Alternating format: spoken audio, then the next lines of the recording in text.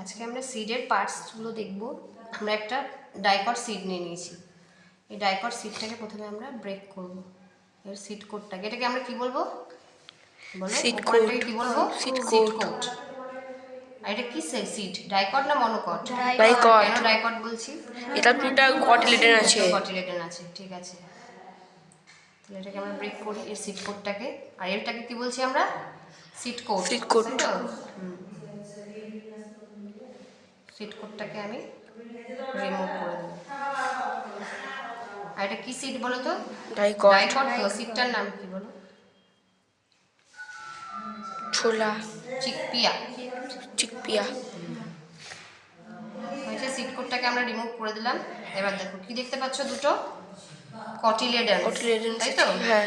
আমরা ডাইকট কেন বলছি? কারণ এই দুটো কটিলেডেন্স, এখান থেকে কি এসছে? এই পোর্শনটাকে আমরা কি বলবো? প্রিমিউল। প্রিমিউল। প্রিমিউল কি ফর্মেশন করে? শুট। শুট। এর একটু উপরে কি আছে? এই পোর্শনটাকে কি বলবো? রেডিকেল। রেডিকেল। রেডিকেল কি ফর্মেশন করছে? রুট। রুট। ঠিক আছে, তাহলে একটা ডাইকট সিডের আমরা কি কি জানলাম? তিনটে পার্ট দেখলাম, তাই তো? কি দেখলাম? লাস্ট কোটিং এ কি ছিল? Seed code. আর এই দুটোকে কি বলছি আমরা?